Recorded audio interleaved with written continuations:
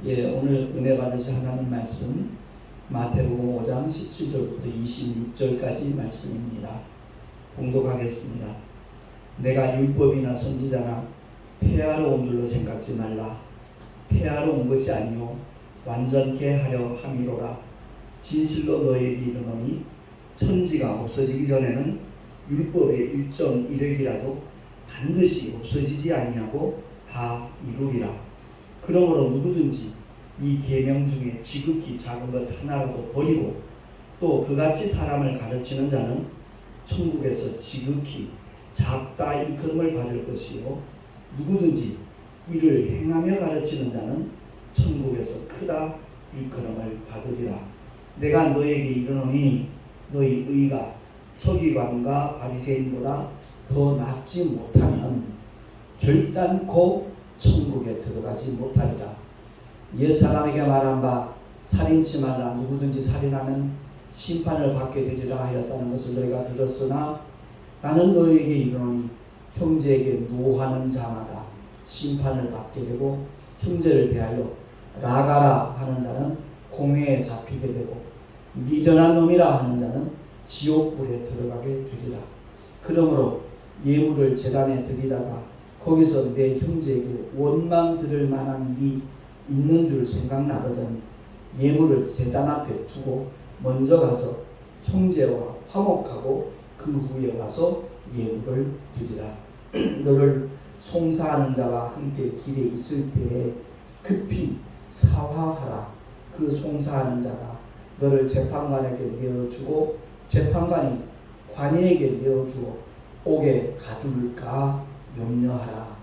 진실로 내게 이르노니 내가 홀이라도 남김이 없이 다 갚기 전에는 결단코 거기서 나오지 못하리라. 아멘. 기도합니다. 아버지 감사합니다. 오늘 이 시간 주님의 생명의 말씀 진리의 말씀에 대하여 우리가 바로 깨닫기를 간절히 소망합니다. 성령 하나님께서 지혜를 주시고 알게 하여 주심으로 말미암아 진리 안에서 자유함을 만끽하는 하나님의 사람들이 되게 하여 주시옵소서. 은혜 시대를 살아가고 있으면서도 아직도 율법 아래 있는 자들이 너무 많이 있음을 보게 됩니다. 거룩하신 하나님, 우리 모두가 다 진리 안에서 자유함을 누릴 수 있는 하나님의 자녀들이 되게 하여 주시옵소서. 우리 구주 예수 그리스도 이름으로 감사하며 기도하옵나이다. 아멘. 왜 예수 믿습니까? 물으면 복 받기 위해서요. 이렇게 대답하는 분들도 참 많이 있죠. 하는 일들이 불통해서 그 문제가 해결되기를 간절히 사모하는 마음으로 교회를 찾는 분들도 있고요. 병들어서 빨리 나았으면 간절히 바라는 그 마음으로 교회를 나오는 사람들도 있고요. 가정의 어떤 문제나 고통 때문에 거기서 해방되기를 원해서 아니면 마음에 원하는 모든 소망들이 성취되기를 바라는 마음으로 교회를 나오는 그런 경우들 없잖아 많이 있습니다. 잘못된 거 아닙니다. 그러나 그것이 시작일 뿐이지 결코 전부가 아니라는 것을 우리는 잠시도 잊어서는 안 됩니다. 그래서 베드로전서 1장 9절을 통해서 이렇게 선포하잖아요. 믿음의 결국 곧 영혼의 구원을 받으리라. 다시 말해서 예수 믿는 결과가 궁극적인 목적이 주님의 부활에 동참하여 아버지의 영원한 아름다운 집 천국에 들어가는 것이어야 된다라는 말씀입니다. 근데 오늘 본문 말씀 가운데 아주 충격적인 두려운 말씀이 있잖아요. 서기관과 바리새인의 의보다 더 낫지 못하면 결단코 천국에 못 간다라고 주님이 말씀하셨습니다. 주님이 이 세상에 오셨을 무렵 그 당시 유대교의 지도자들은 서기관과 바리새인들이었습니다. 그리고 사두개인들 역시도 정말 하나님의 율법을 지켰기 때문에 하나님이 이렇게 우리에게 복을 주셨다 그러면서 부유함을 자랑하면서 그들은 구제를 하더라도 길거리에서 시장 한복판에서 그 전대에다가 구멍을 살짝 뚫어놓고 거기에다가 동전을 드라크마 같은 것을 넣어놓고 랩돈을 넣어놓고 길을 이렇게 질질 끌고 갑니다. 그러면 그 구멍 사이로 동전이 빠지면 길가에 있던 사람이 그걸 주워가지고 동전이 이렇게 떨어졌습니다. 그게 지금 네 손에 있느냐? 우리는 예, 제 손에 있습니다. 그래, 네 것이니 가져라. 그러면서 구제를 정말 생활 속에서 즐기며 사는 사람들이 사두개인들이었습니다. 그들은 자기들의 삶의 연장이 곧 천국이라고 주장하는 사람들이 되었습니다. 어쨌든 주님이 읽어주시는 이 말씀은 당시 서기관들은 율법의 크고 작은 계명을 정말 그대로 다 꿰고 있던 사람들입니다. 율법에 능통한 사람들이죠. 그리고 바리새인들은 누구보다도 그 율법을 철미하게 지키는 사람들이었습니다.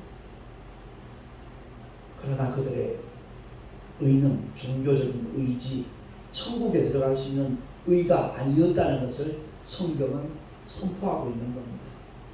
오늘날도 교회를 다니면서 율법과 복음의 관계를 제대로 이해하지 못해가지고 복음시대에 살아가고 있으면서도 율법의 저주, 그게 두려워서 정말 어쩔 수 없이 주일날 교회를 다니고 예배를 드리는 그런 사람들도 없잖아. 많이 있거든요. 율법의 용무와 그 목적을 몰랐기 때문에 바리새인들과 서기관들은 그렇게 율법에 능통했어도 천국 들어가지 못한다는 것을 성경은 선언하고 있는 겁니다. 그래서 사도 바울 역시도 로마서 3장 20절을 통해서 이렇게 선포하고 있거든요. 제가 봉독하겠습니다. 19절에 보면 우리가 알거니와 무릇 율법이 말하는 바는 율법 아래에 있는 자들에게 말하는 것이니 이는 모든 입을 막고 온 세상으로 하나님의 심판 아래 있게 하려 함이니라. 그러므로 율법의 행위로 그의 앞에 의롭다 하심을 얻을 육체가 없나니 율법으로는 죄를 깨달음이니라. 이제는 율법 외에 하나님의 한 의가 나타났으니 율법과 선지자들에게 증거를 받은 것이라. 곧 예수 그리스도를 믿음으로 말미암아 모든 믿는 자에게 미치는 하나님의 의니 차별이 없느니라. 모든 사람이 죄를 범하였으며 하나님의 영광에 이르지 못하더니 그리스도 예수 안에 있는 구속으로 말미암아 하나님의 은혜로 값없이 의롭다 하심을 얻은 자 되었느니라. 아멘. 그렇습니다. 율법은 죄를 깨닫게 하기 위한 목적입니다. 다른 말로 바꾸고 말하면 몽학 선생을 해서 우리를 구원하시는 하나님의 아들 예수께로 인도하기 위하여 율법의 용무와 목적이 있다라는 사실입니다. 제가 1976년도에 군생활하면서 참 하나님의 은혜를 받게 되었습니다.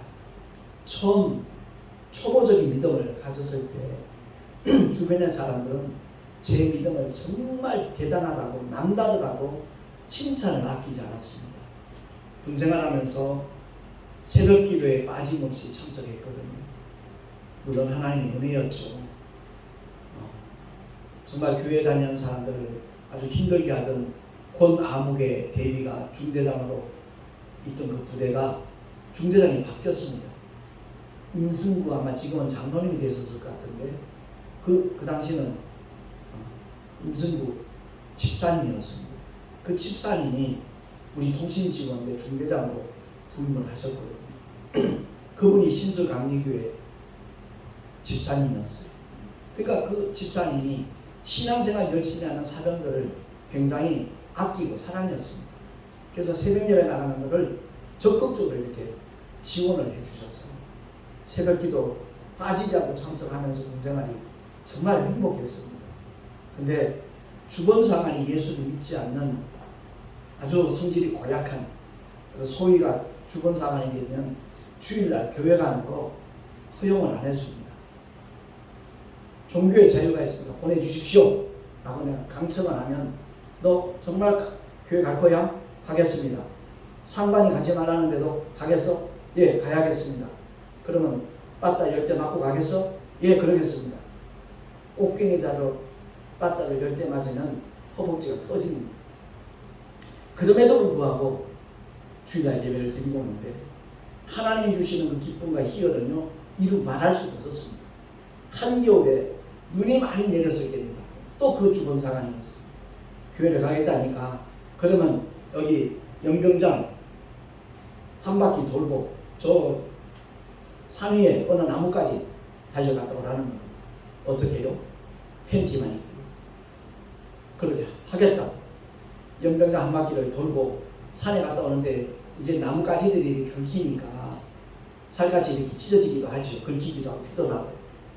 한 바퀴 돌고 오면 그 당시 영하 보통 25도, 27도 그랬거든요. 철원지방이니까 신술이라는 곳입니다. 그러면 제가 그 당시에 고참이었기 때문에 우리 통신지원대 본부석에 있는 쫄병들이 그냥 모포를 나한테 뒤집어 씌우고 막 문질러주고 마사지해주고, 왜냐하면 살이 꽁꽁 얼어 있으니까. 그럴 정도로 정말 어려움이 있었음에도 불구하고 신앙생활을 열심히 할 수 있도록 하나님께서 붙잡아 주셨거든요. 남다르다는 다른 모든 교회 다니는 분들까지도 칭찬 아끼지 않았습니다. 근데 솔직히 바리새인들과 비교하면 비교조차 되지 않는 거거든요. 그들은 율법을 철두철미하게 지키는 사람들이었습니다. 오늘 본문 가운데 보면 예수님께서 이 율법의 용무를 바로 깨닫지 못하는 서기관과 바리새인들로 하여금 올바로 깨달을 수 있도록 하기 위하여 율법을 강화시키는데 21절에 나와 있잖아요.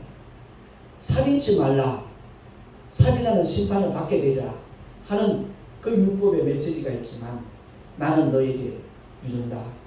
형제에게 화를 내는 사람, 노하는 사람 심판을 받게 될 것이고, 형제를 대하여 라가, 바꿔 말하면 미련한 놈이라고 말을 하면 공에 잡히게 되고 결국 지옥불에 들어가게 되리라라고 주님은 선언하십니다. 그러니까 하나님을 향한 열심이 대단했지만 그들이 이웃과의 관계가 완전히 어그러지는 거죠. 심지어 이방 사람들은 지옥을 위하여 준비해 놓으신 땔감이다 라고 말할 만큼 유대 민족주의에 아주 빠져있는 유대인들은 그렇게 표현할 만큼 인간관계, 이웃과의 관계는 완전히 제로였습니다. 그들이 율법을 지키는 그 모습은 아마 오늘날 아무도 흉내조차 내기 힘든 그런 수준이었을 겁니다. 그래서 주님은 율법을 강화를 하는데 겉보기에는 그럴듯해 보여도 회칠한 무덤과 다를 바 없는 당시 바리새인 서기관들, 그들을 향하여 경고하는 말씀이거든요. 오늘날도 여전히 겉으로는 그럴듯해 보입니다. 거룩해 보이고 경건해 보이고 고상해 보이고 우아해 보이고, 그러나 하나님의 말씀과 전혀 무관한 자리에 있는 그런 종교생활하는 교회 다니는 사람들도 의외로 많이 있거든요. 우리는 오늘 말씀을 통해서 율법을 폐하기 위해서 오신 것이 아니라 그렇습니다. 오히려 완전케 하기 위하여 주님은 오셨다라고 말씀하신 겁니다. 그 말씀의 의미는 율법의 모든 요구를 하나도 빠뜨리지 아니하고 주님이 다 그 요구를 이루시겠다는 겁니다. 다시 말해서 613가지 크고 작은 계명들이 있는데 그 중에 가장 작은 계명 하나만 범한다 할지라도 그 결과는 지옥 형벌이거든요. 그래서 주님이 아담의 원죄를 위시하여 인류의 모든 죄를 다 짊어지시고 십자가 위에서 피 흘려 죽어 주심으로 말미암아 죄값은 사망이라고 했거든요. 그래서 대속의 죽음을 맞이하심으로써 누구든지 예수를 믿기만 하면 율법의 요구를 성취했습니다. 지옥에 던지지 아니하고 주님과 함께 정말 영원한 아버지의 집에 들어갈 수 있는 엄청난 복과 은혜를 우리 주님께서 십자가로 이루신 줄로 믿습니다.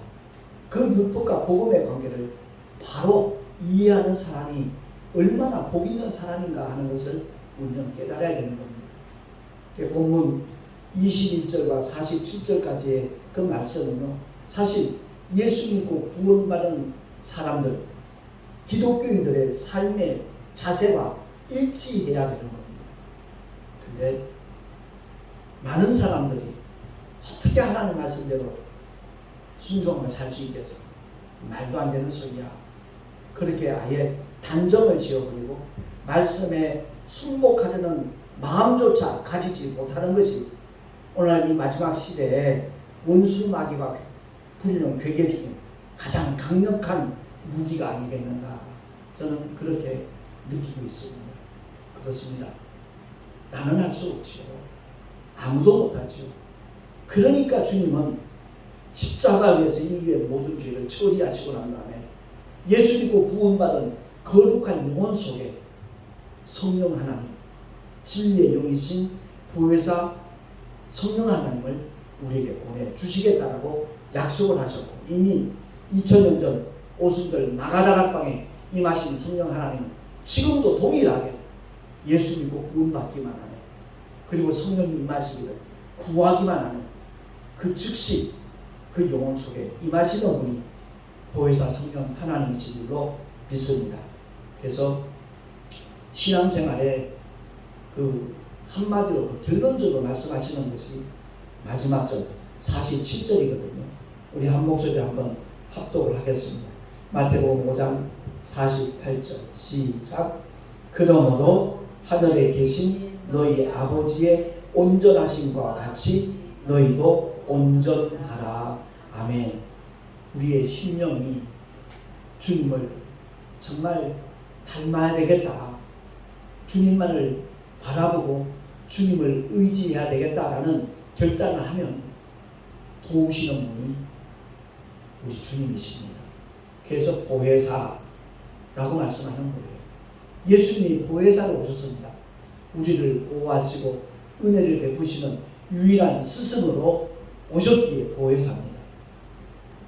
성령 하나님을 가리켜 다른 보혜사라고 말씀하고 있죠. 헬라어는 알파와 엘 알파로 되어 있습니다. 알라라는 단어가 여기서 본질은 같고 형태만 다르다는 겁니다.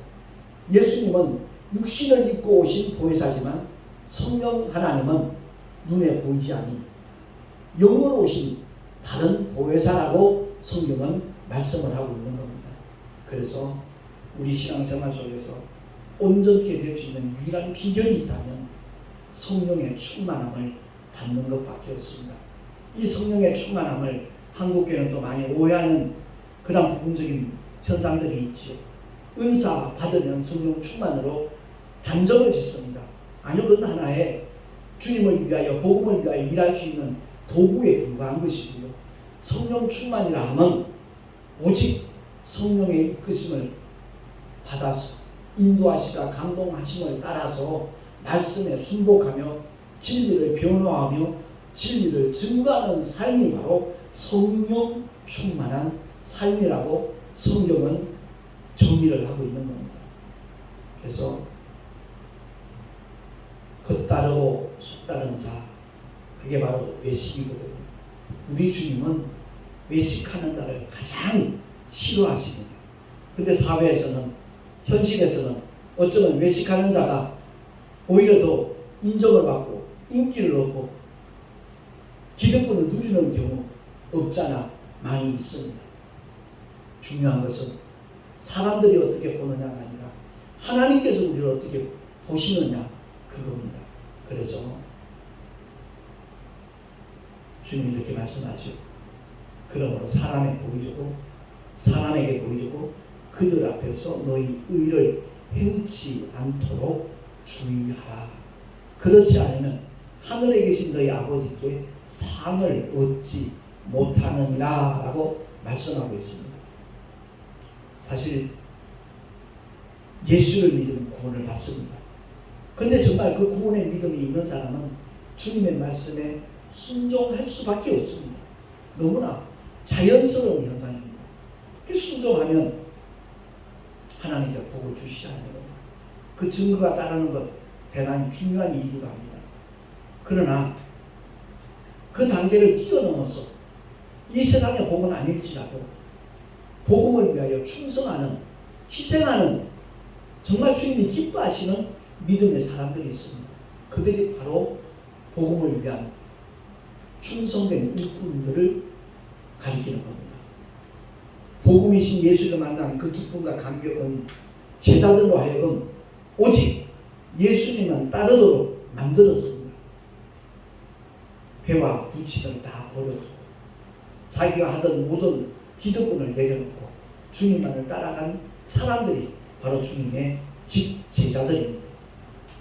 그들은 이 땅에 복을 받는 것보다는 하늘의 면류관과 상 받는 것을 원했고 그 길을 택했던 사람들입니다.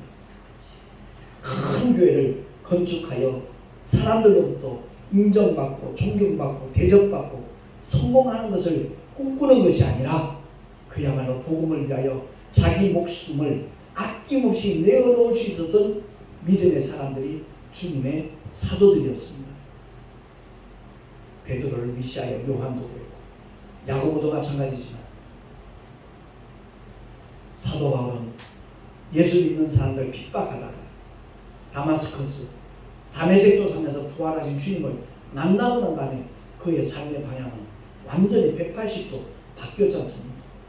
그는 오직 율법만을 강조했던 사람입니다. 그런데 그가 복음 안에 들어오고 난 다음에는 모든 기득권을 배설물로 여겼다라고 그는 선언하고 있지 않습니까? 그렇습니다. 당신은 율법 안에 있습니까? 복음 안에 들어와 있습니까? 계시록 3장 17절 통해서 오늘날 현대교회 중대형 교회를 향하여 던져지는 하나님의 경고의 메시지입니다. 제가 봉독을 합니다. 네가 말하기를 나는 부자라 부요하여 부족한 것이 없다 하나 내 곤고한 것과 가련한 것과 가난한 것과 눈먼 것과 벌거벗은 것을 알지 못하도다. 참 두려운 메시지입니다. 큰 교회를 시임하시는 목사님들 중에도 정말 하나님이 기뻐하시는 주의 정도도 없잖아 많이 계십니다. 근데 안타깝게도 전혀 그렇지 못한 경우도 있기 때문에 목회자 양상으로서 참 마음이 아프다는 겁니다. 누구 얘기할 것 없이 나는 과연 어떠한가? 정말 복 받으려고 신앙생활 하는 사람인가? 아니면 하나님의 영광을 위하여 복음을 위하여 언젠가 주님 앞에 서는 날 주님 앞에 인정받고 칭찬받고 멸류관 받기 위하여 힘쓰고 애쓰는 그리스도인인가? 우리 한번 돌아보면서 정말 주님 앞에 바로 설 수 있는 하나님의 사람들이 될 수 있기를 예수 이름으로 축원합니다. 기도하겠습니다. 하나님 아버지, 오늘도 주의 생명의 말씀에 우리 자신을 비춰보면서 어떤 길을 선택해야 될 것인가 생각해 보았습니다. 성령 하나님께서 감동 감아 주시는 대로 깨닫게 하시는 대로 결단하는 자들 되게 하시고 주님이 참으로 함께 하시고 기뻐하시는 믿음의 증거를 나타낼 수 있는 하나님의 사람들이 다 되게 하여 주시옵소서. 우리 우주 예수 그리스도 이름으로 감사하며 간절히 축복하며 기도하옵나이다. 아멘. 가사를 생각하면서 함께 찬양하겠습니다. 343장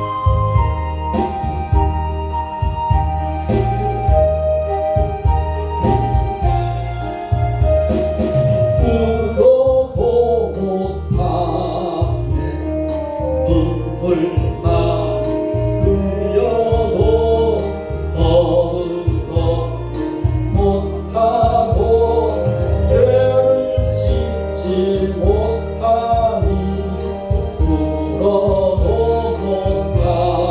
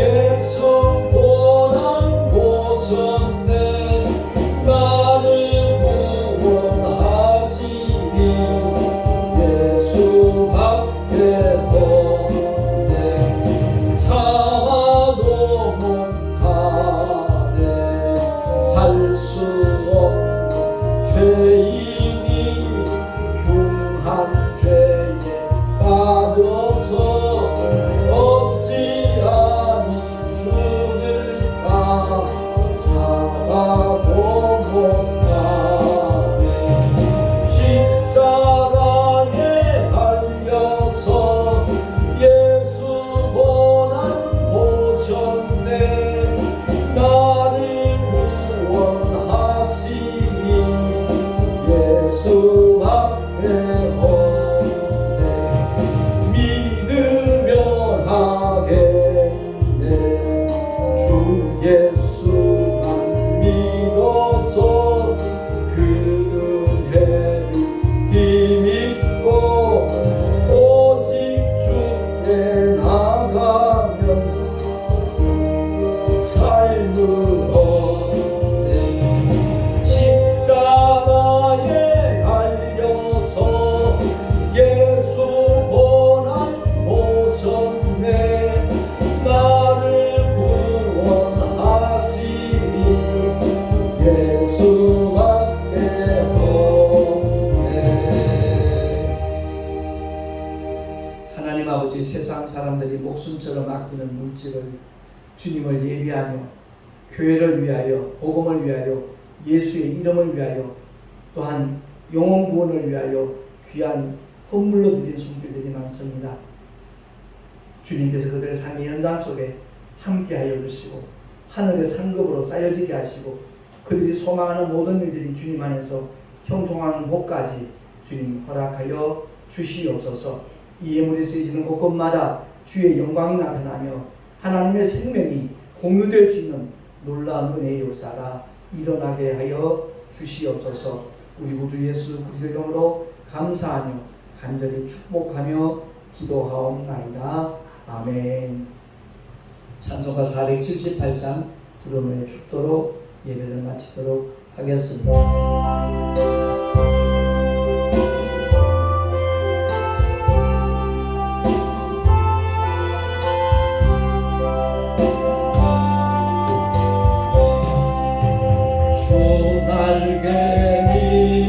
내가 편안히 쉬네. 감기 꽃 비바람 불어쳤고 아버지께서 날 지키시니 거기서 편안히 쉬리로다. 주 날개미 즐거워라. 그 사랑 꿈을 잠이며 주 날개미 내 쉬는 영혼이 거기서 살고 주 날개미 나의 피난처배니 거기서 쉬기를 원하노라. 세상이 나를 못 위로해주나 거기서 평화를 누리리라. 주 날개미 즐거워라.